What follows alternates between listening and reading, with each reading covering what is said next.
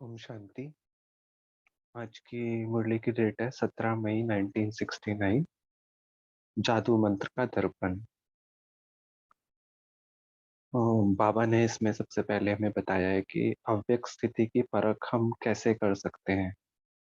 ये कैसे मालूम चलेगा कि हम दिन भर में अव्यक्त स्थिति के में स्थित हैं। तो बाबा ने बताया कि अतीन्द्रिय सुख का अनुभव होता रहेगा और जो भी उनसे मिलेगा उनको मालूम पड़ेगा कि ये कोई अलौकिक व्यक्ति है। उनके हर कर्म में एक अलौकिक विशेष स्थिति दिखाई देगी। फिर बाबा ने हमें बताया कि आपका सबसे पहला स्लोगन क्या है, मन मना भाव, और हम बाबा की संतान है। फिर बाबा ने एक और स्लोगन हमें इसमें बताया है कि स्वर्ग का स्वराज्य हमारा जन्म सिद्ध अधिकार है। और बाबा ने ये भी बताया कि माया पर के पराधीन क्यों हो जाते हो, क्योंकि ये अधिकार भूल जाते हो। अगर दिन भर में कार्य करते, हमें ये अधिकार ध्यान रहे कि बाबा से ये अधिकार हमें मिला है कि का स्वर्ग का स्वराज्य हमारा जन्म सिद्ध अधिकार है। तो दिन भर में खुशी रहेगी। बाबा ने ये भी बताया कि अ, संगम युग के जो खजाने हैं, अगर हम उसकी लिस्ट बनाएं तो वो सतयुग की प्राप्ति से भी श्रेष्ठ है। तो अगर हम संगम युग के खजानों की लिस्ट बनाते रहेंगे तो हम सुखों की लिस्ट, रत्नों की लिस्ट बुद्धि में दौड़ती रहेगी। और इन रत्नों से अगर खेलते रहेंगे तो कभी भी हमारी हार नहीं हो सकती। फिर बाबा ने हमें इसी मुरली में बताया है कि आपका जो दर्पण है, जादू मंत्र का दर्पण जो बाबा शीर्ष भी है इस मुरली में, उसके लिए बाबा ने कहा कि जितना हम अर्पण होंगे, अगर अर्पण नहीं हुए हैं तो दर्पण भी अविनाशी नहीं रह सकता। तो जितना हम समर्पण है, बाबा ने कहा कि सर्वस्व त्यागी है, तो उतना ये दर्पण जादू मंत्र का कार्य करता रहेगा। और वही जिसका ये जो समर्पण है वही अव्यक्त मिलन भी कर सकते हैं। इसके बाद बाबा ने लास्ट में भी बताया है कि तीन शब्द बाबा ने ध्यान दिलाए। एक है कथन, दूसरा मंथन, और तीसरा है मगन रहना। तो बाबा ने कहा कथन और मंथन तक तो बच्चे करते हैं, पर अगर ये मगन अवस्था में रहे हम, तो हमारी चाल चलन अलौकिक और अतीन्द्रिय सुख में मगन रहेंगे।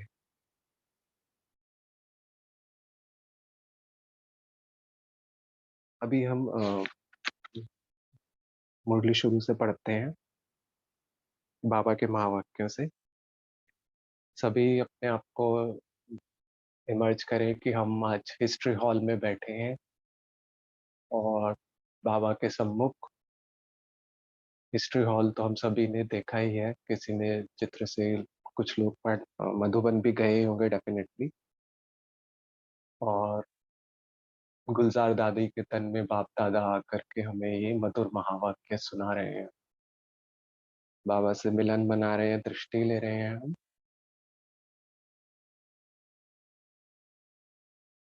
इस अव्यक्त मिलन के मूल्य को जानते हो। अव्यक्त रूप में मिलना और व्यक्त रूप में मिलना दोनों में फर्क है। अव्यक्त मिलन का मूल्य है व्यक्त भाव को छोड़ना।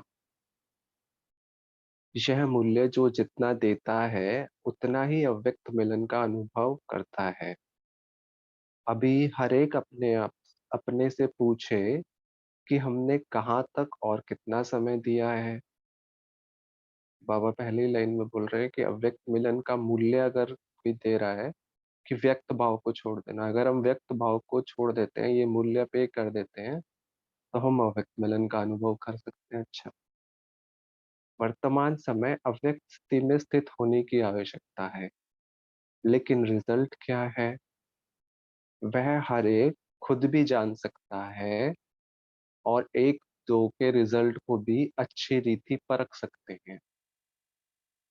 इसलिए अव्यक्त स्थिति की जो आवश्यकता है उनको पूरा करना है। अव्यक्त स्थिति की परख आप सभी के जीवन में क्या होगी, वह मालूम है? उनके हर कर्म में एक तो अलौकिकता, और दूसरा, हर कर्म करते कर्मेंद्रियों से अति इंद्रिय सुख की महसूसता आवे। तो बाबा हमने हमें परख विधि बता दी कि कैसे हम परख सकते हैं कि हम अव्यक्त स्थिति में स्थित हैं।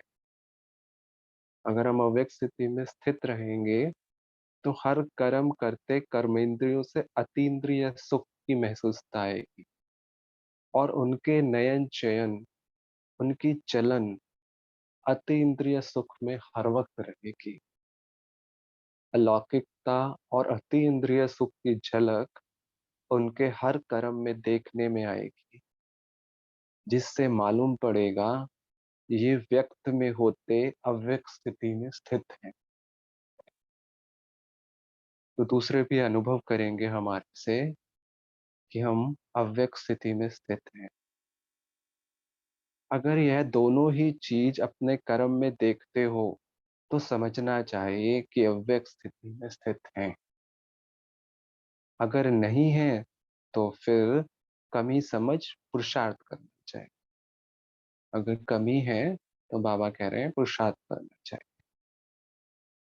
अव्यक्त स्थिति को प्राप्त होने के लिए शुरू से लेकर एक स्लोगन सुनाते आए हैं। अगर वह याद रहे तो कभी भी माया के विघ्नों में हार नहीं हो सकती है। ईश्वरीय महावाक्य है। अगर ये स्लोगन हमें याद रहे तो माया के विघ्नों में हार नहीं हो सकती है। ऐसे सर्वोत्तम स्लोगन हर एक को याद हैं। हर मुरली में भिन्न भिन्न रूप से स्लोगन आता ही है। मन मना भाव, हम बाप की संतान है। तो सबसे श्रेष्ठ स्लोगन या हम सोमान भी है कि हम ईश्वरीय संतान है। और बाबा हर मुरली में, चाहे साकार मुरली में, हमें ये कहते हैं मन मना भाव हो जाओ। डिफरेंट डिफरेंट विधि से बाबा हमें मन बना भाव ही करना चाहते हैं। वह तो है ही, लेकिन पुरुषार्थ करते करते जो माया के विघ्न आते हैं उन पर विजय प्राप्त करने के लिए कौन सा स्लोगन है?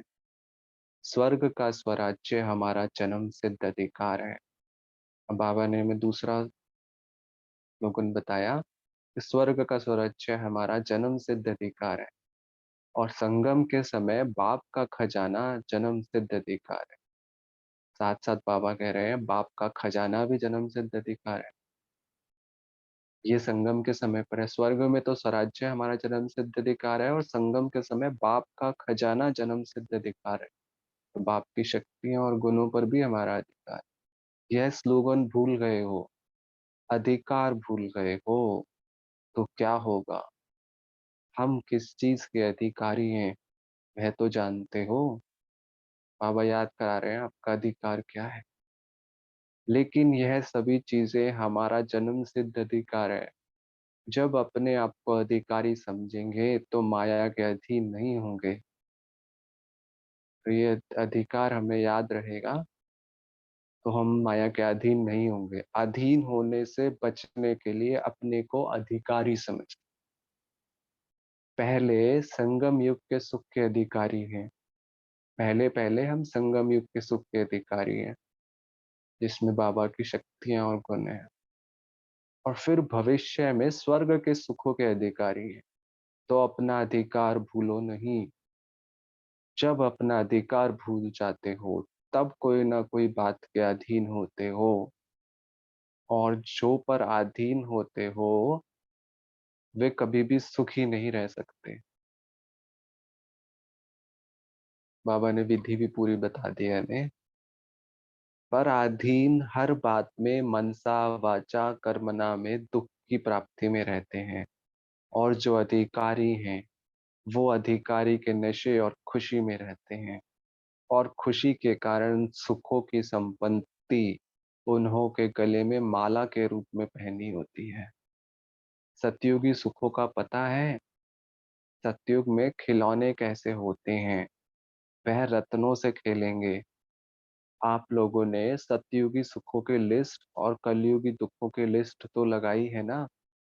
ये तो हमें पता ही है कि सतयुग में क्या सुख है और कलयुग में हम दुख तो फेस करते रहते हैं डेली। अब बाबा कह रहे हैं लेकिन संगम के सुखों की लिस्ट बनाएंगे तो इससे भी दुगने हो जाएंगे, क्योंकि संगम ही है जो हीरे तुल्य युग है। इसी की प्राप्ति हमें स्वर्ग मिलता है। वही सतयुगी संस्कार अभी भरने हैं। जैसे छोटे बच्चे सारा दिन खेल में ही मस्त होते हैं, कोई भी बात की फिक्र नहीं होती, इसी रीति हर व्यक्ति सुखों की लिस्ट, रत्नों की लिस्ट बुद्धि में दौड़ाते रहो। सारा दिन के लिए हम क्या कर सकते हैं? हर वक्त सुखों की लिस्ट, रत्नों की लिस्ट बुद्धि में दौड़ाते रहो, अथवा इन सुखों रूपी रत्नों से खेलते रहो, तो कभी भी ड्रामा में खेल में हार ना हो। अभी तो कहाँ कहाँ हार भी हो जाती है। बाप दादा का स्नेह बच्चों से कितना है? बाप दादा का स्नेह अविनाशी है, और बच्चों का स्नेह कभी कैसा रहता है, एक रस नहीं है। कभी तो बहुत स्नेह मूर्त देखने में आते हैं, कभी स्नेह की मूर्त के बजाय कौन सी मूर्त दिखाई पड़ती है? वह तो स्नेही है, वह तो स्नेही है, वह संकट में ही है। अपनी मूर्त को देखने के लिए अपने पास क्या रखना चाहिए? दर्पण। तो दर्पण हर एक के पास है। बाबा पूछ रहे हैं दर्पण है अपना, अपनी मूर्त को चेक करने के लिए, चेकिंग की पॉइंट हमें बता रहे हैं। अगर दर्पण होगा तो अपना मुखड़ा देखते रहेंगे, और देखने से जो भी कमी होगी उस उनको भरते रहेंगे, चेक एंड चेंज। अगर दर्पण ही नहीं होगा तो कमी को भर नहीं सकेंगे। इसलिए हर वक्त अपने पास दर्पण रखो। लेकिन ये दर्पण ऐसा है जो आप समझेंगे कि हमारे पास है, परंतु बीच बीच में गायब भी हो जाता है। जादू मंत्र का दर्पण है, एक सेकंड में गायब हो जाता है। दर्पण तो है पर हमारे पास, पर वो एक सेकंड में गायब भी हो जाता है। बाबा कह रहे हैं दर्पण कैसे अविनाशी कायम रह सकता है? अब इसके लिए मुख्य क्वालिफिकेशन कौन सी होनी चाहिए? जो अर्पण में हो गए हैं उनके पास दर्पण रहेगा। अर्पण नहीं तो दर्पण भी अविनाशी नहीं रह सकता। दर्पण रखने लिए पहले अपने आप को पूरा अर्पण करना पड़ेगा, जिसको दूसरे शब्द में सर्वस्व त्यागी कहते हैं, जो ब्रह्मा बाबा का पहला कदम है। इसको मैं फॉलो करता हूँ। सर्वस्व त्यागी के पास दर्पण होता है। अव्यक्त मिलन भी वही कर सकता है जो अव्यक्त स्थिति में स्थित हो। सॉरी। वर्तमान समय अव्यक्त स्थिति में ज्यादा कमी देखने में आती है। तो बाबा, तो दो बातों में तो ठीक है, बाकी तीसरी बात की कमी है।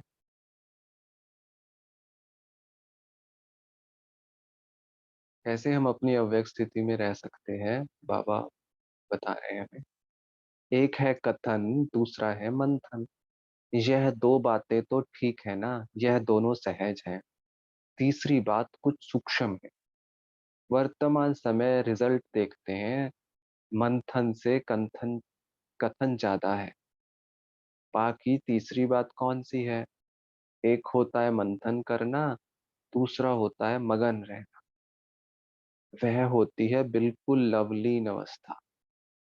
एक बाप के लव में लवलीन मगन। तो अगर हम लव में लवलीन होंगे तो हम अव्यक्त स्थिति में ही रहेंगे, हो जाएंगे। तो वर्तमान समय मंथन से भी ज्यादा कथन है। पहला नंबर उनमें विजयी है, दूसरा नंबर मंथन में, तीसरा है मगन अवस्था में रहना। तो अगर लगन में मगन है, अगर तार जुड़ी हुई है, तो बाबा का प्यार, शक्तियां पूरा हमें मिल रहा है। इस अवस्था की कमी दिखाई पड़ती है, जिसको भरना है। जो मगन अवस्था में होंगे उन्हों की चाल चलन से क्या देखने में आएगा? अलौकिकता और अतीन्द्रिय सुख। मगन अवस्था वाले का यह गुण हर चलन से मालूम होगा। तो यह जो कमी है उसे भरने का तीव्र पुरुषार्थ करना है। पुरुषार्थी तो सभी हैं, तब तो यहाँ तक पहुंचे हैं। हम सब पुरुषार्थी हैं, तभी तो बाबा के अव्यक्त मुरलियां डेली पढ़ रहे हैं हम। ऐसा वेक क्लब में भी ज्वाइन हुए हैं। लेकिन अभी पुरुषार्थी बनने का समय नहीं है। अभी तीव्र पुरुषार्थी बनने का समय है। बनना है तीव्र पुरुषार्थी, और बनेंगे पुरुषार्थी तो क्या होगा? मंजिल से दूर रह जाएंगे। अभी तीव्र पुरुषार्थी बनने का समय चल रहा है।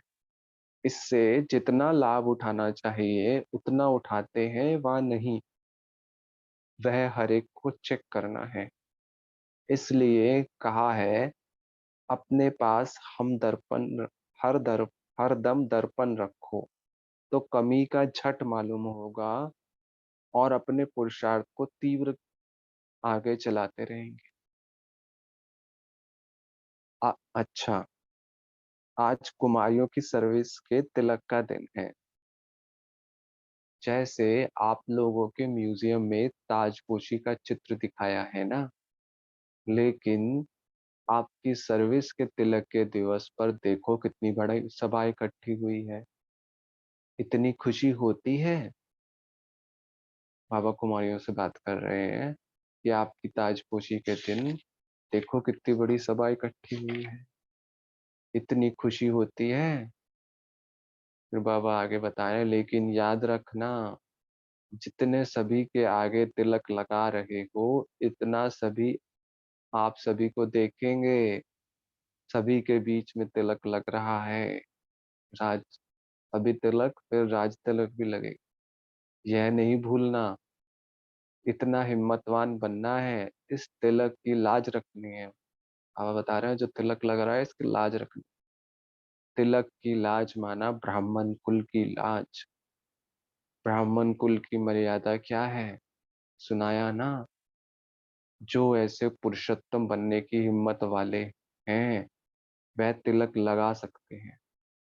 यह तिलक साधारण नहीं है। तो बाबा हमें भी तिलक लगा रहे हैं और हमें भी ब्राह्मण कुल की लाज। वह भी इतनी सारी सभा देखेगी। आप सभी ब्राह्मण इकट्ठे हुए हो कन्याओं की सर्विस के तिलक पर। सर्विस करने वालों को एक विशेष गुण का अटेंशन रखना पड़ता है। जो ऑलराउंडर सर्विस करने वाले होते हैं, उन्हों को विशेष इस बात पर ध्यान रखना है कि कैसी भी स्थिति हो, लेकिन अपनी स्थिति एक रस हो। तब ऑलराउंडर सर्विस की सफलता मिलेगी। तो सर्विस के लिए कोई भी स्थिति हो, पर हमारी स्थिति एक रस हो, तो बाबा कह रहे हैं ऑलराउंडर सर्विस की सफलता मिलेगी। फिर बाबा आगे बताएं, दूसरा नंबर ट्रेनिंग क्लास जिन कुमारियों का चलना है, उन सभी को बाप दादा ने टीका दे मुख मीठा कराया और बोले, तो बाबा के सामने हम भी बैठ जाए हिस्ट्री मॉल में आज, तो और बाबा से टीका लें और मुख मीठा करें। आज सभी से नैनो द्वारा मुलाकात कर ली। दूर होते भी यथा योग्य यथाशक्ति बाप दादा के नजदीक हैं ही। भल कोई कितना भी दूर बैठा हो, लेकिन अपने स्नेह से बाप दादा के नहनों में समाया हो है। हिस्ट्री हॉल के टाइम में भी बाबा कह रहे हैं कि भल कोई कितना भी दूर बैठा हो, लेकिन अपने स्नेह से बाप दादा के नैनों में समाया है। इसलिए नूरे रतन कहते हैं।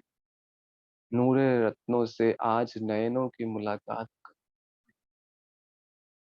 एक दो से सभी प्रिय हैं। साकार में समय प्रति समय बच्चों को यह सूचना तो मिलती ही रही है कि ऐसा समय आएगा जो सिर्फ दूर से ही मुलाकात हो सकेगी। अब ऐसा समय देख रहे हैं। सभी की दिल होती है और बाप दादा की भी दिल होती है, लेकिन वह समय अब बदल रहा है। समय के साथ वह मिलन का सौभाग्य भी अब नहीं रहा है। इसलिए अब अव्यक्त रूप से ही सभी से मुलाकात कर रहे हैं। बाबा ने कहा कि समय तो बदल गया है, पर अभी भी बाबा अव्यक्त रूप से ही सभी से मुलाकात कर रहे हैं। अच्छा, सभी को नमस्ते और विदाई। ओम शांति। अभी हम सब साइलेंस में होंगे।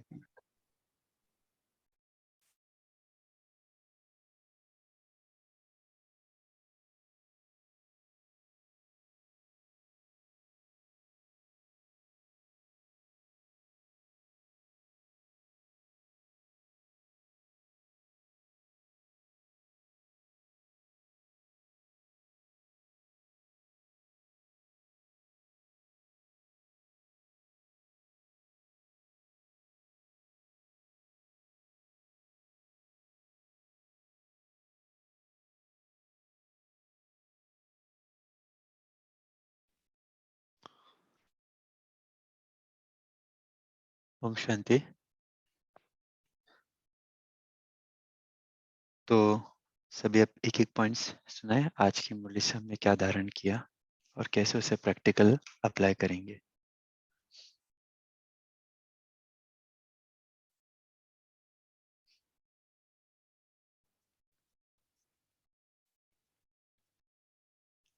कौन सुनाना चाहेगा?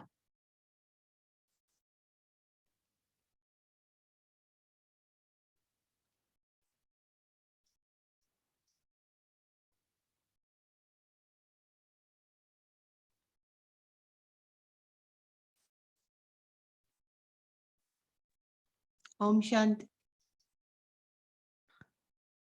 जी नीरूबेन जी बोलिए। सर्व अर्पणमय जीवन मतलब हमें देखना है कि हम कितना सरेंडर होके चल रहे हैं। जी, ओम शांति। बाबा ने जैसे दर्पण देखने के लिए कहा कि पहले अपने आप को अर्पण करना पड़ेगा। दर्पण और अर्पण, कि अगर हम अर्पण नहीं करेंगे, त्यागी नहीं बनेंगे, तो फिर हमें अपना अहम भाव रहेगा कि मैं तो ठीक हूँ, दर्पण दिखा रहा है वो गलत होगा। लेकिन अगर हम अर्पण करेंगे, खुद को समर्पित करेंगे दर्पण के, मतलब हम ठीक से चेकिंग करेंगे, उसी का अर्थ है अगर हम सर्वस्व त्यागी बनेंगे तो फिर हमें अपनी कमी कमजोरी देखनी भी इजी हो जाएंगी। इसलिए बाबा ने बताया पेज नंबर 61 पे कि सर्वस्व त्यागी के पास ही दर्पण होता है। अव्यक्ति मिलन भी वही कर सकता है जो अव्यक्ति स्थिति में रहता है। साधना बहन।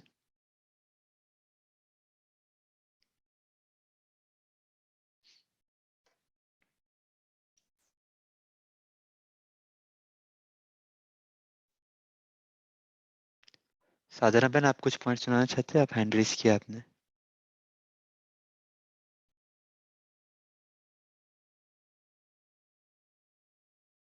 ओके, शायद आप अनम्यूट नहीं कर पा रहे हैं। और कौन सुनाएगा? आज की मुरली में हमने और क्या चीज सीखी?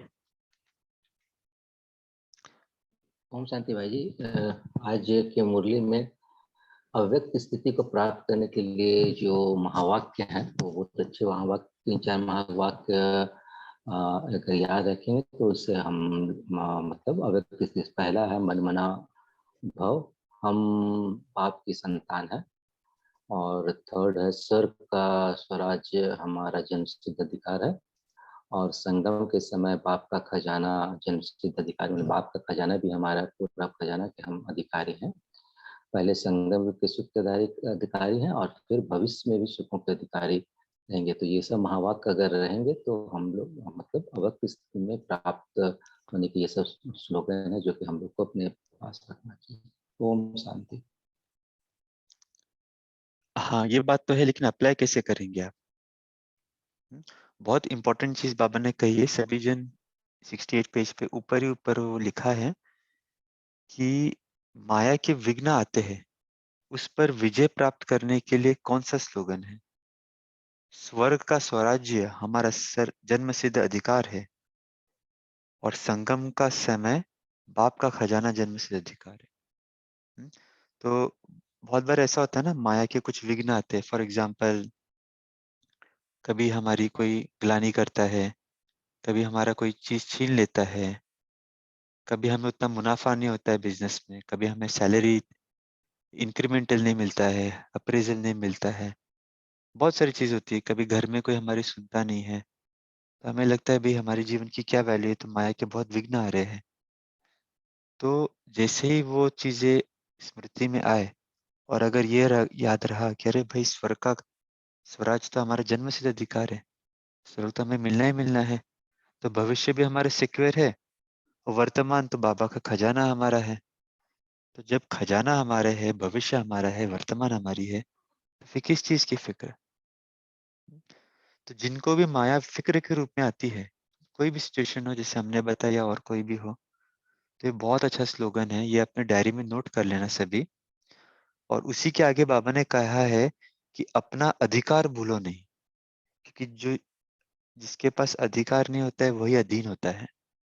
तो यदि हम किसी भी चीज के अधीन हो रहे हैं, चाहे व्यक्ति के, चाहे परिस्थिति के, चाहे किसी कमी कमजोरी के, तो हमें याद रखना है कि हम अधीन नहीं, हम अधिकारी है। और किस चीज के अधिकारी है? दो चीज बाबा ने बताई, स्वर्ग के राज्य मतलब भविष्य भी सिक्योर, और वर्तमान बाबा का खजाना। साधना बहन, आप अनम्यूट नहीं कर पा रहे हो, आप चैट पे लिख रहे हो अनम्यूट, प्लीज ट्राई कीजिए एक बार दोबारा। और अगर फिर भी नहीं कर पा रहे तो एक बार आप लीव कीजिए मीटिंग और दोबारा ज्वाइन कीजिए। और कोई शेयर करेगा पॉइंट आज के मूल्य में? और क्या विशेष बात बाबा ने बताई?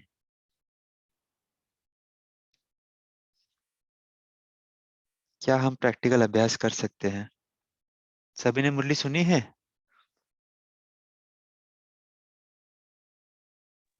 हाँ, मैं बताऊं भाई जी। आज के आ, मुरली में एक हाँ पॉइंट और जी, बताया, जी बोलिए। एक पॉइंट और बताया गया है कि अव्यक्त स्थिति के लिए तीन बातें रखना है अपने पास स्थिति के लिए। एक एक है कथन, दूसरा है मंथन, और तीसरा है मगन अवस्था में रहना। मतलब तीन, कथन, मंथन और मगन, मतलब जो कहते भी हैं और फिर उस पे मंथन तो करते ही करते हैं, लेकिन थर्ड जो है स्टेज है, दैट इज मगन में रहना। ये प्राय कम देखने को मिलता है जो कि मगन में रहते हैं। जो मगन अवस्था में रहेंगे उनके, उसमें बाबा ने कहा कि उसकी जो क्वालिटी होगी, उसकी जो चाल चलन होगी, वो बहुत ही अलौकिक होगी और अतीन्द्रिय सुख में वो रहेंगे। सो अवैध स्थिति के लिए तीन चीज को हम लोग को करना है। बाबा का डायरेक्शन है कि कथन, मंथन और मगन अवस्था। ओम शांति। मग्न अवस्था में रहना मतलब क्या? मग्न अवस्था में रहना का मतलब कि बाबा के लव में लीन रहना, बाबा के याद में खोए रहना, बाबा के गुणों में रहना। हमने अपने मैं और मेरा बाबा, बस दो ही चीज, उसी मगन में रहना। मुझे तो ये समझ में आ रही है भाई जी। जी जी, नहीं सही बात है। और कोई शेयर करेगा? ओम गौतम भाई, आप तो बहुत अच्छा शेयर कर रहे हैं, बाकी भी शेयर कीजिए। ओम शांति। जी नीना बहन। मगन रहने का अर्थ है लवलीन अवस्था, जिसमें अलौकिकता और बाबा ने कहा अतीन्द्रिय सुख। अलौकिकता है कि इस व्यक्त शरीर में रहते हुए, लौकिक में रहते हुए हम वहाँ का अनुभव करते हैं, वो अलौकिकता है। और अतीन्द्रिय सुख का अनुभव करना, ये लवलीन स्थिति जिसे हम मगन कहते हैं। जी, कभी कभी आप हमने देखा होगा, जब भी योग करते हैं तो हम कितना बाबा के अंदर एक में हो जाते हैं, मगन हो जाते हैं। ऐसे लगता है एक बाबा, दूसरी ना कोई, चेहरा भी हमारा खिल जाता है। तो वो अवस्था वाला योग चाहिए बाबा के साथ, है ना? जो अगर हम ऐसा योग करते हैं कि भाई मैं आत्मा हूँ, ज्योति बिंदु हूँ, अविनाशी हूँ, शिव बाबा भी आत्मा है, ये हो गया लेवल 1 योग। अभी हमें थोड़ा डीप जाना है ना? जब बाबा व्यक्त हुए तब बहुत हमें अलग अलग राज बताए। तो हमारा योग की अवस्था, और केवल योग के समय नहीं, बाकी समय भी उसका फिर रिजल्ट दिखाई देगा हमारी मग्न अवस्था का। तो जब भी हम योग करें, विशेष रूप से बैठक योग, और होने के बाद हम ये चेक कर सकते हैं कि हमारी मगन अवस्था कितनी थी। कितना हम एंजॉय किए, कितना हम अतीन्द्रिय सुख में रहे। और वो सुख तभी होगा जब भी हम बाबा के गुणों का चिंतन, हमारे भाग्य का चिंतन, बाबा के साथ हमारे संबंधों की रचना लेंगे। बहुत सारे अलग अलग विधि है, तो उससे हमारी मगन अवस्था बढ़ जाएंगी। तो बाबा जो आज बोल रहे हैं ना कि भाई कथन तो बहुत अच्छा करते हैं, मंथन भी अच्छा करते हैं। कथन मतलब वाणी में हम बहुत अच्छे से बात कर सकते हैं। अभी भी आप सभी को अगर एक टॉपिक देंगे तो अच्छा खासा बोल सकेंगे। मंथन भी हम में से कई लोग करते होंगे, बाबा बता रहे थोड़ा कम है लेकिन फिर भी करते हैं। लेकिन मगन अवस्था जो है वो स्थायी रूप से हमें लाने का प्लान करना है। और कोई शेयर करना चाहेगा?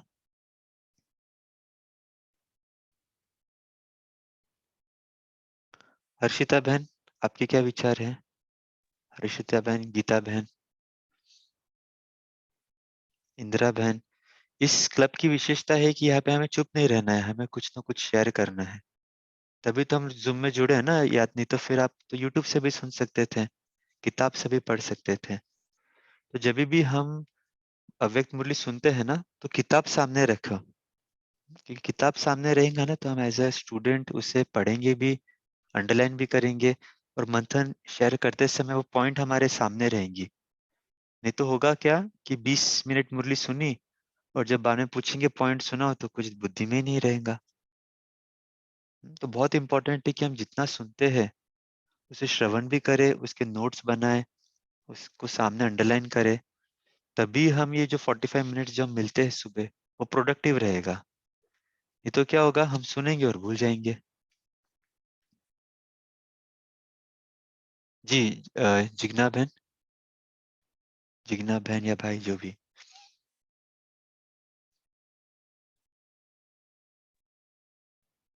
ज्योति बहन, आप शेयर कीजिए। जी, बाबा हमेशा एक बात कहते हैं कि अ, एक की बात हो सकती है, या तो आप अधिकारी रहेंगे या अधीन होंगे।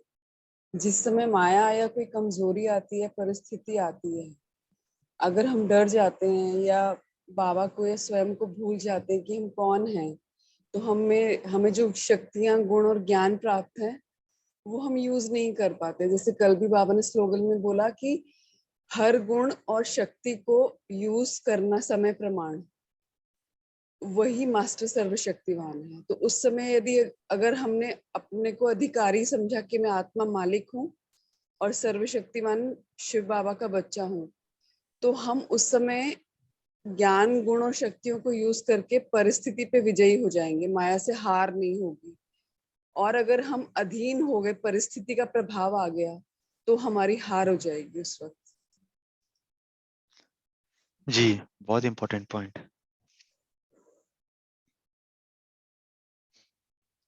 तो ये प्रैक्टिकली मैं खुद भी यूज करती हूँ और मैंने एक्सपीरियंस किया है कि अगर उस वक्त मुझे बाबा और बाबा का ज्ञान याद रहा, तो गुण और शक्ति ऑटोमेटिकली इमर्ज हो जाती है और वो यूज करके मैं उस परिस्थिति पे विजयी हो जाती हूँ। वो छोटी सी भी हो सकती है, घर गृहस्थ में रहते हुए किसी और के साथ इंटरेक्शन में कुछ किसी ने कह दिया या किसी ने ऐसा बिहेव किया, तो अगर मैं फीलिंग में आ जाती हूँ तो मेरी हार हो जाती है। लेकिन अगर मैं स्टेबल रहती हूँ, अपनी फीलिंग्स को कंट्रोल में रखती हूँ, मतलब जैसे बाबा कहते हैं ना कि दुख की फीलिंग ना आए। हमें नॉलेज है कि दुख धाम है, लेकिन दुख धाम में रहते हुए, दुख की परिस्थिति में रहते हुए मुझे दुख की फीलिंग ना हो। मुझे ये याद रहे कि सुख के सागर का मैं बच्चा हूँ और हम सुख धाम में जाने वाले हैं। अब हमारा सुख धाम आया कि आया, तो वो फीलिंग्स में मेरे दुख अनुभव ना हो। मुझे ये याद रहे मेरा कुछ हिसाब किताब है इस वक्त संगम पर, जो मैं बाबा के साथ हल्के में चुप्पू कर रही हूँ। तो हम उस दुख की फीलिंग से ऊपर उठ जाएंगे उस वक्त। ये अधिकारी की स्टेज है ये। जी, बहुत गहरी पॉइंट है।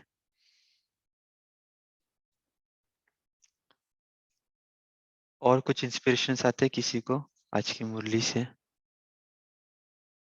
बाबा ने आज विशेष जादू मंत्र का दर्पण कहा है। कैसे जादू मंत्र का दर्पण आप यूज करोगे?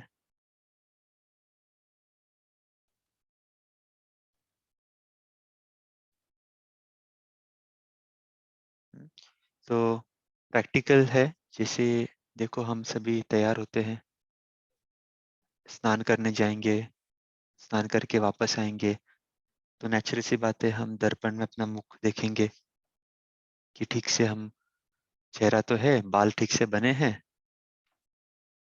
माताएं वगैरह तो और भी देखते रहेंगे कि ठीक से गहने पहने हैं, बिंदी लगाई है, आदि आदि।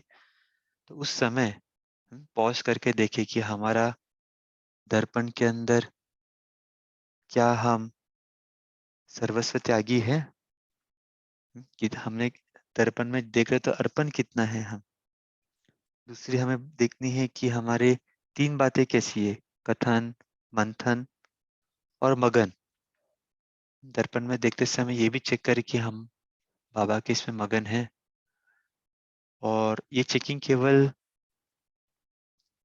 स्थूल दर्पण देखते समय नहीं, लेकिन जब भी हम फ्री रहे, क्योंकि जादू का दर्पण तो हम कभी भी निकाल सकते हैं, किसी को पता भी नहीं चलेगा कि हम दर्पण में देख रहे हैं।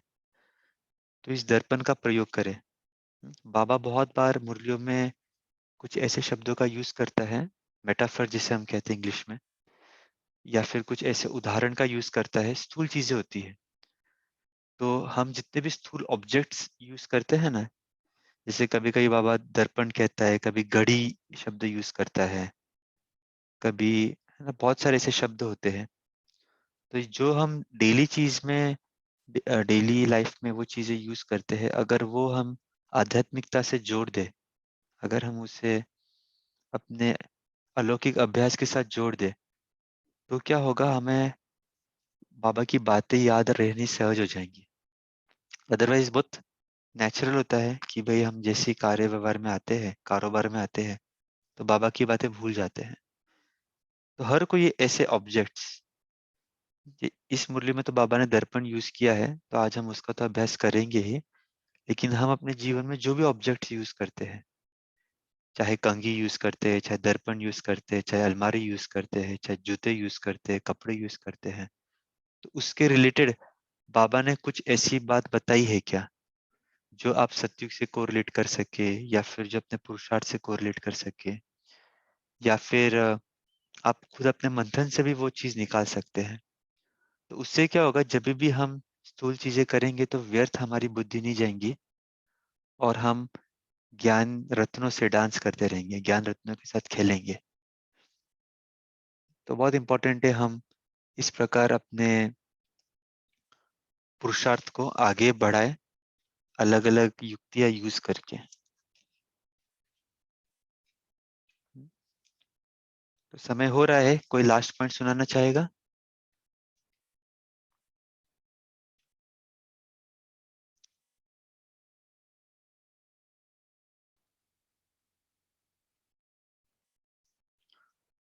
ओके, तो सभी जुड़ रहे हैं, तो हम 15 सेकंड साइलेंस में रहते हैं।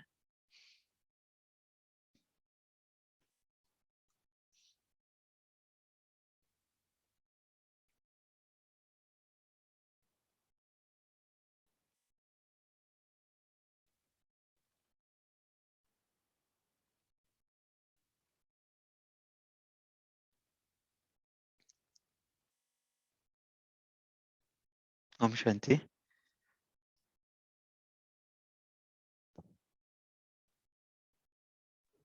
तो सभी भाई बहनों का स्वागत है। आशा है सभी ने बहुत अच्छे से पॉइंट्स शेयर किए होंगे। 2-3 बातें हैं आपको बतानी जरूरी है इस टाइम पे। देखिए, हमने ऑब्जर्व किया है कि हम सभी बहुत सुबह सुबह वक्त निकाल के अव्यक्त मुरली क्लब में ज्वाइन होते हैं, लेकिन बहुत इंपॉर्टेंट है कि हम समय के पहले ज्वाइन हो। तो जब भी शुरू होता है हमारा क्लब 5 बजे, तो हमने देखा कि आज भी ल- करीबन 100 आत्माएं हैं जो 5 के बाद में ज्वाइन हुए, 100-150 आत्माएं। तो अगर आप बीच में ज्वाइन करोगे या फिर आप 5:15 बजे ज्वाइन करोगे, तो आधी से ज्यादा मुरली तो मिस हो जाती है। तो जब मंथन सेशन शुरू होता है, तब आप एंजॉय नहीं कर पाएंगे, आपको पता नहीं चलेगा कि बाबा ने क्या पॉइंट बताई और किस पॉइंट पे चर्चा चल रही है। तो बहुत इम्पोर्टेंट है। एक तो या तो हम मुरली पहले एक से पढ़े, जैसे हम अमृत वेला उठते हैं सुबह सुबह 3:30 बजे, तो हम तो ये करते हैं कि भाई शुरू के 15 मिनट पहले अव्यक्त वाणी के 2 पन्ने पढ़ लेते हैं। तो उससे क्या होता है, हमारी अमृत वेला भी पावरफुल होती है। और मान लीजिए तभी समय नहीं मिला या कुछ छूट जाता है, तो 5 बजे के पहले आप पढ़ सकते हो। तो उससे क्या होगा, जब भी हम मुरली सुनेंगे तो हम एंजॉय करेंगे वो मुरली, क्योंकि बाबा की अव्यक्त मुरलियाँ बहुत गहरी होती है। लेकिन अगर हम 5:10 को, 5:15 को, 5:20 को जुड़ते हैं, तो फिर हम एंजॉय नहीं कर पाएंगे डिस्कशन, हम अपना कंट्रीब्यूट नहीं कर पाएंगे। तो इस चीज का सभी ध्यान दें कि आप 5 के पहले ही जुड़े, क्योंकि डॉट 5 बजे हम शुरू कर देते हैं मुरली पढ़ना, किसी के लिए वेट नहीं करते हैं, क्योंकि सुबह का एक एक सेकंड, एक एक मिनट बहुत इंपॉर्टेंट होता है। दूसरी बात है कि बहुत सारे भाई बहन अनम्यूट नहीं कर पा रहे हैं ना। आज भी हम जिस रूम में थे, एक बहन अनम्यूट नहीं कर पा रहे थे। तो इसका रीजन ये है कि आपने जूम को माइक्रोफोन की परमिशन अलाउ नहीं की है। तो आप फोन के सेटिंग्स में जाना और उसमें एप्लीकेशन सेलेक्ट करना, ऐप से एप्लीकेशन, और उसमें जूम सेलेक्ट करना और चेक करना कि आपने सभी परमिशंस दिए हैं क्या। विशेष रूप से माइक्रोफोन की परमिशन जरूर देना, तभी आप अनम्यूट कर पाएंगे। और यदि आपको समझ में नहीं आ रहा है तो क्या करना, अनस्टॉल कर देना जूम और वापस प्ले स्टोर या ऐप स्टोर से इंस्टॉल करना। और जब आप जूम माइक्रोफोन अनम्यूट करते हो तो वो आपको पूछेगा, do you want to give access to your microphone, तो उसको यस करना, डिनाई नहीं करना। अगर आपने एक बार भी डिनाई कर दिया गलती से, तो फिर आप कभी भी अनम्यूट नहीं कर पाओगे उसको। तो अलाउ हमेशा करना। तो यही विधि है जिससे आप अपना माइक अनम्यूट कर पाओगे, अदरवाइज मंथन के समय अपने कंट्रीब्यूट पॉइंट नहीं कर पाओगे। ठीक है, तो यही 2 बात सुनानी थी। बाकी आगे गौरव भाई जी आप हमें योग भी करें और होमवर्क भी देवे। ओम शांति। ओम शांति। थैंक यू भाई साहब। तो जैसे आज हम बाबा ने बोला है, सब अपने व्यक्त भान से हम परे हो जाएं और व्यक्त मूल्य पे कर दें, तो हम अव्यक्त स्थिति का अनुभव करेंगे आज बाबा से। मैं आत्मा प्रकृति के सिंहासन पर जगमगा रही हूँ। मुझ आत्मा से पवित्रता के वाइब्रेशन चारों ओर फैल रहे हैं, लाइट और माइट के वाइब्रेशंस। अपने अव्यक्त शरीर को, लाइट के शरीर को, रिश्ता शरीर को रच करके मैं अव्यक्त मिलन मनाने पहुंच गई, सूक्ष्म वतन अव्यक्त बाबा के।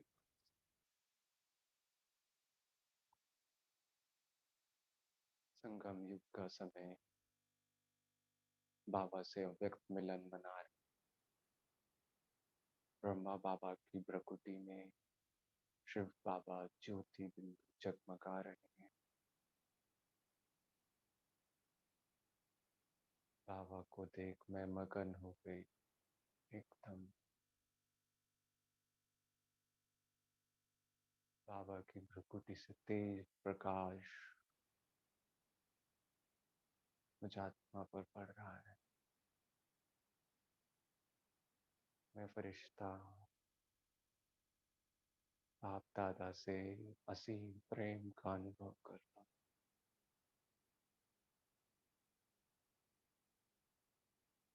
एक के लव में लवलीन,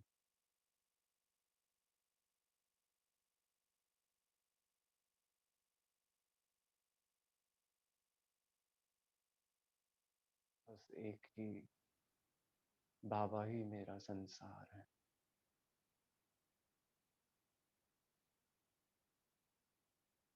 बाबा से संपूर्ण प्रेम का अनुभव कर, निस्वार्थ प्रेम का अनुभव कर पहुंच गई मैं परम धाम।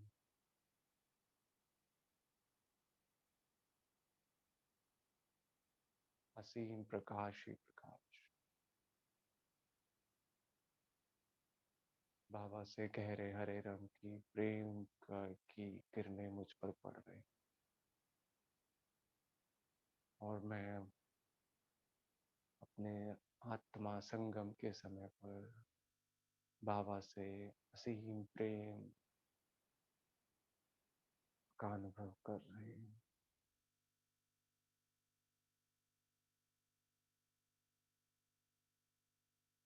ये स्मृतियां बटोर करके मैं आत्मा वापस आ गई सूक्ष्म वतन से अपने इस शरीर में,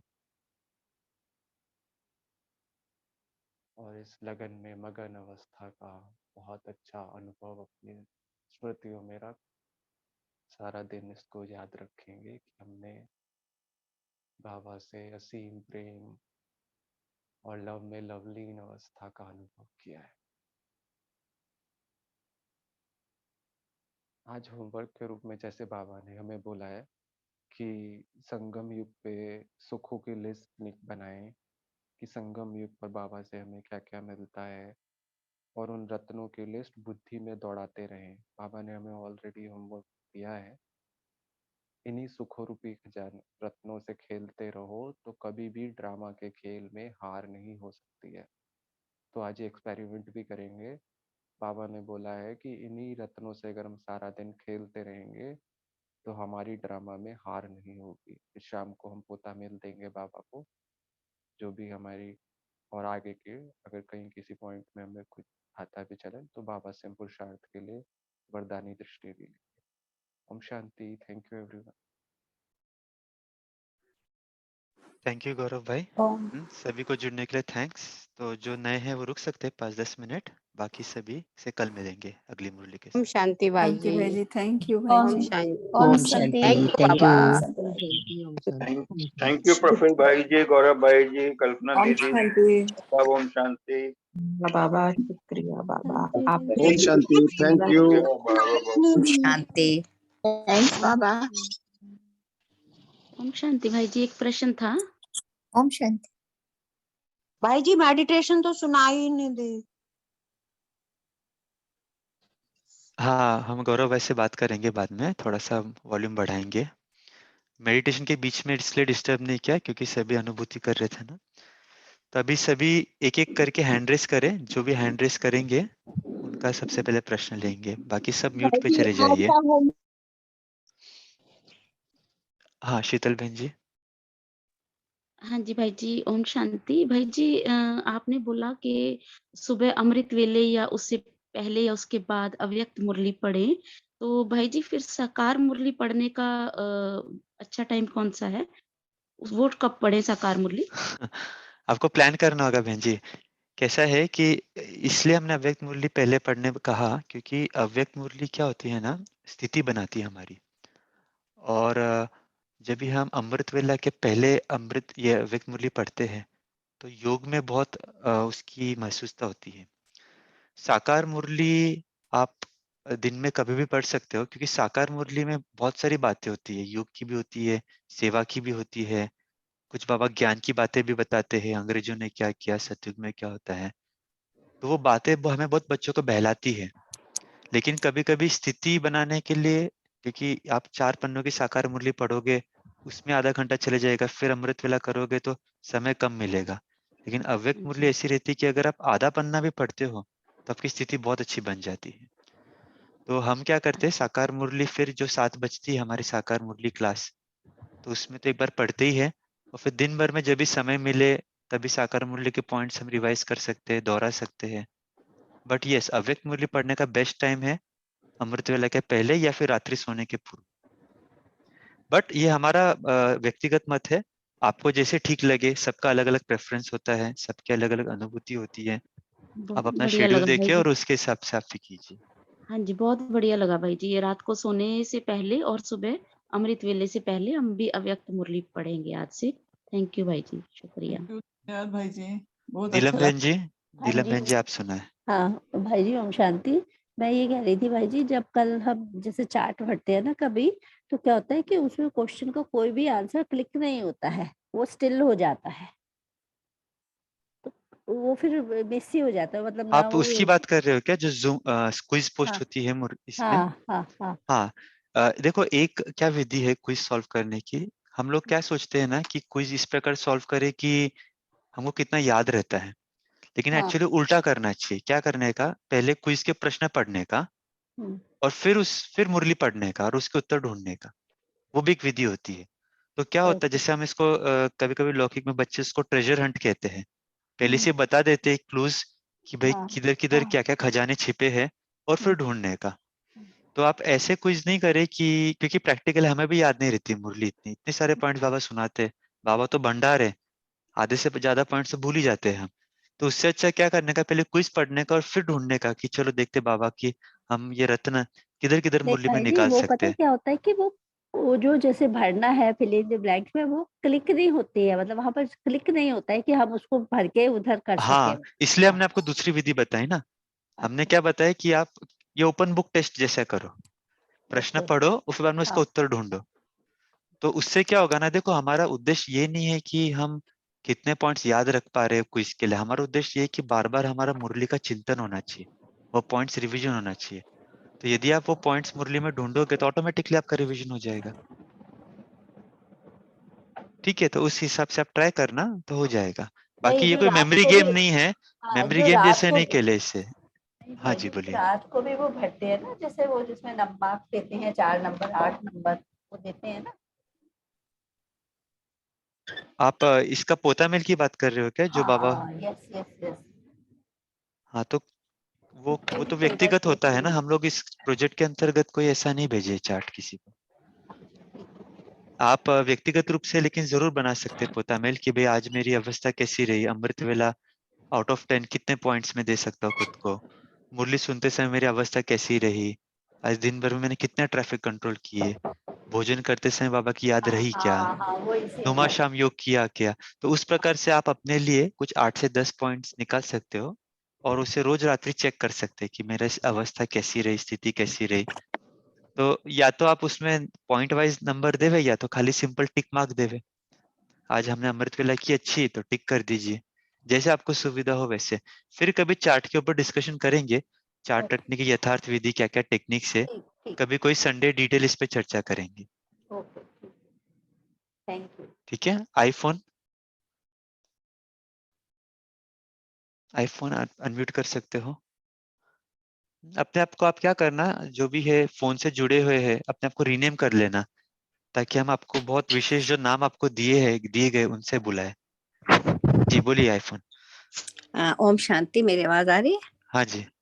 भाई जी, ये जो मैं सृष्टि चक्र घुमाना होता है ना, वो मेरे को सिस्टमेटिकली आता नहीं है कि कहाँ से कहाँ जाना है, बाबा के साथ कैसे लग के पूरा सृष्टि चक्र करना है।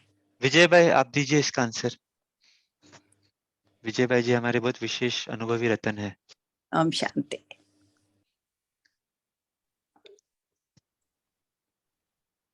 अच्छा विजय भाई शायद बिजी हो गए। देखिए सृष्टि चक्र घुमाना मतलब क्या है कि जो हमारे 5 अवस्थाएं होते हैं ना, जो बाबा 5 स्वरूप बोलते हैं, हम देवता हाँ जी। कैसे थे, हम जब पूज्य स्वरूप थे तभी हमारी अवस्था कैसी थी, हाँ जी। हम ब्राह्मण स्वरूप में अभी कैसे है, फरिश्ता स्वरूप वाला जब हम संपन्न बन जाएंगे तब कैसे, और परम धाम में जब जाएंगे तब हमारी अवस्था कैसे रहेंगी, ज्योति बिंदु। तो बस इन चीजों को याद करना ही सृष्टि चक्र होता है। अच्छा, अभी ऐसा कोई नहीं है कि आप इसका इसको इसका सीक्वेंस में कीजिए। सीक्वेंस है? कोई नहीं नहीं, सीक्वेंस है इसकी सीक्वेंस कोई? की कोई जरूरत नहीं, हमने एक बार सूरज भाई से पूछा था। आप हाँ। सीक्वेंस को चेंज भी कर सकते हो, जो अवस्था आपको लगे आपको मजा आता है उसमें ज्यादा समय भी सीख सकते हो। बेसिक आइडिया क्या है सृष्टि चक्र का, कि हम हद में कभी कभी फंस जाते हैं, उलझनों में फंस जाते हैं, समस्याएं फंस जाते हैं, वर्तमान में हाँ फंस जी। जाते हैं। जब हम हाँ जी। सृष्टि चक्र को याद करते हैं या इनमें से कोई भी अवस्था को याद करते हैं तो हम इमिडिएटली डिटैच हो जाते हैं प्रेजेंट अच्छा। समस्या से, और हमारी जो अच्छी अवस्था है, जो अनादि स्टेज है, अविनाशी स्टेज है, उसके अंदर हमारी बुद्धि चली जाती है। तो उससे क्या होता है, फिर हम और लाइट अनुभव करते हैं। अच्छा जी। अच्छा, दैट्स ठीक है। हाँ जी। और अ, मेरे में नाम हाँ हाँ लिखा होता बोलिए। है बीके रेनू, और ऊपर आपके पास आता है आईफोन। मैं लिखा तो इसमें बीके रेनू है, मैंने पता नहीं कैसे जाता है वहाँ। आप एक काम करना, जब भी अभी मीटिंग हो जाएंगी ना, फिर हाँ। उसमें मीटिंग के सेटिंग में जाके ज्वाइन एज होता है उसमें, तो बी के जॉइन रेनू है। कर देना। हाँ, तो उसमें आपका नाम तो हमेशा से उसी से होगा फिर, रेनू से, अच्छा, बी के रेनू। इसी में अव्यक्त वाली हाँ जी, आपके वाली में, इसमें जब नहीं हो किसी जाएगा भी तो। मीटिंग में जाओगे ना, फिर वो हाँ वही हाँ, दिखाएगा आपके जूम सेटिंग में जाके। अच्छा सेटिंग में मीटिंग हाँ देखेंगे। हाँ, देख लेना, थैंक यू। होता तो ठीक बात है, अदरवाइज कोई कोई दिक्कत नहीं। शुक्रिया बाबा, बाकी शुक्रिया। तो आप आत्मा हो, रेनू तो आपका हाँ, अभी का नाम है, और आईफोन भी आपका अभी का ही फोन है, सतयुग में तो फोन नहीं रहेगा, तो कोई दिक्कत नहीं। शुक्रिया बाबा, शुक्रिया। शुक्रिया सुचित्रा भाई बहन जी। जी, सुचित्रा बहन जी।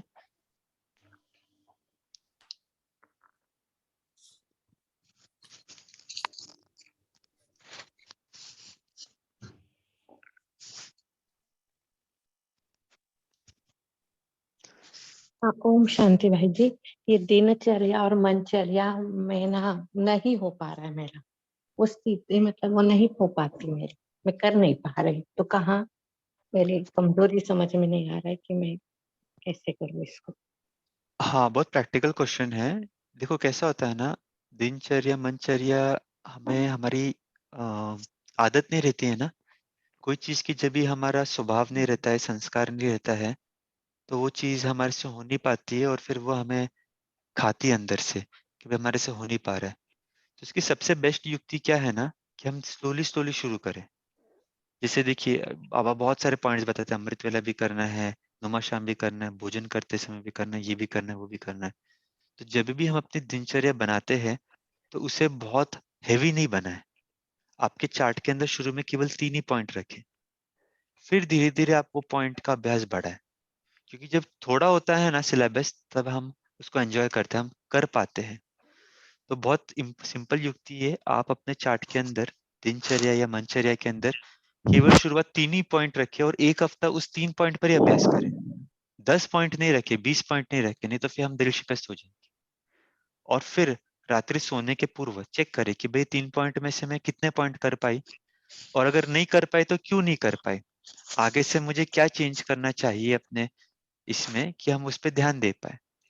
फिर जैसे आपको कॉन्फिडेंस लगता है कि भाई हाँ अभी 4-5 दिन हो गए हैं, हम बहुत अच्छे से कर पा रहे, फिर उस 3 पॉइंट के अंदर और 2 पॉइंट ऐड कर लीजिए, फिर और 2 पॉइंट ऐड कर लीजिए। तो इस प्रकार स्टेप बाय स्टेप अगर आप करोगे ना, सब एंजॉय कर पाएंगे। जी भाई जी, जैसे अभी अमृत वेला हो गया, अभी अव्यक्त वाणी हुई, फिर इसमें जाएंगे, मुरली सुनने जाएंगे सेंटर में, तब तक तो बहुत अच्छी अवस्था रहती है, बहुत अच्छा लगता है। फिर ये जो गृहस्थ व्यवहार में आने के बाद फिर वो नहीं कर पाते, अच्छा, तो फिर आपका प्रश्न वैसा है, तो जब भी आप हमें आप है ना बीच में फिर टाइम निकाले। वही सेट नहीं कर पा रही, वही बोल रही हूँ। हाँ, तो फिर अलार्म लगा लीजिए। देखिए हाँ, कैसा, कुछ ना कुछ तो युक्ति हमें निकालनी पड़ेगी। निकालनी अभी हम पड़ेगी। एक सॉफ्टवेयर यूज करते हैं स्पीकिंग अलार्म करके, बाकी भी सब नोट कर सकते हैं, बहुत अच्छा ये है। तो वो क्या है, उसमें आप फीड कर सकते हैं, सोमान भी फीड कर सकते हैं, तो अपने आप वो बोलता है हर घंटे, ये सोमान वो सोमान। या सिंपल अगर अपना नॉर्मल आराम भी होता है ना, क्योंकि देखो हम्म। फोर्सफुली हमें समय निकालना पड़ेगा, ऐसे हमारी स्थिति नहीं रहेंगी। हम भी जब भी ऑफिस जाते हैं तो भूल जाते हैं।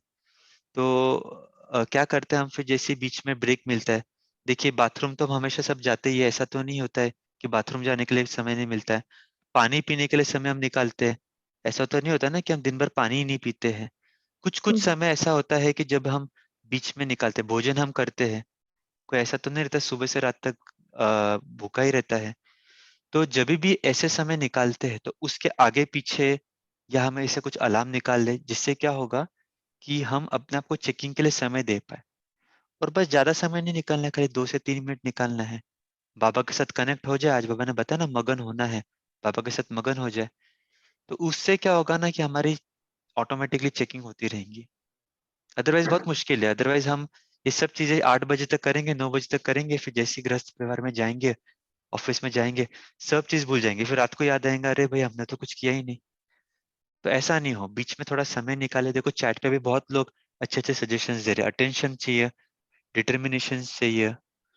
तो ये सब चीजें जब भी आप करोगे तो हो जाएगा। और बहन जी मैंने जैसे बताया ना, धीरे धीरे होगा, ऐसे एकदम से नहीं होता है, थोड़ा हमें पेशेंस रखना पड़ेगा, लेकिन पेशेंस के साथ साथ चेकिंग भी रोज करनी होगी। ठीक है, आप करना, एक हफ्ता अभ्यास करना, फिर बताना अपना अनुभव।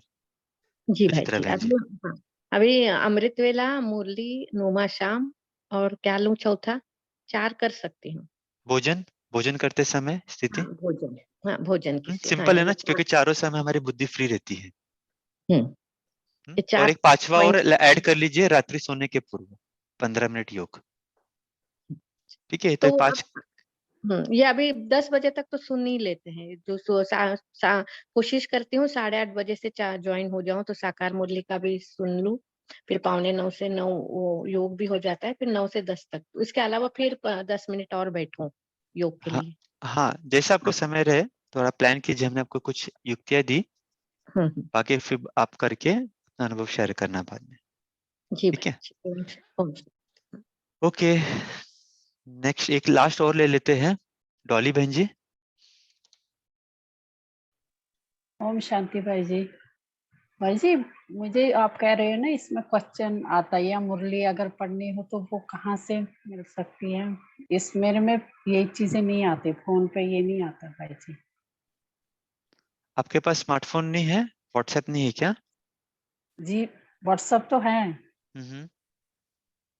पर आप कह रहे हो ना इसमें क्वेश्चन आता है, क्विज आता है, तो अच्छा, आप उस ग्रुप में नहीं कैसे? हो क्या? व्हाट्सएप ग्रुप में नहीं हो? नहीं भाई जी, नहीं हूँ। अच्छा, मैं आपको एक लिंक भेजता हूँ, जी भाई जी। उस पर आप क्लिक कीजिए। अभी चैट विंडो पे देखो, आपको आया रहेगा।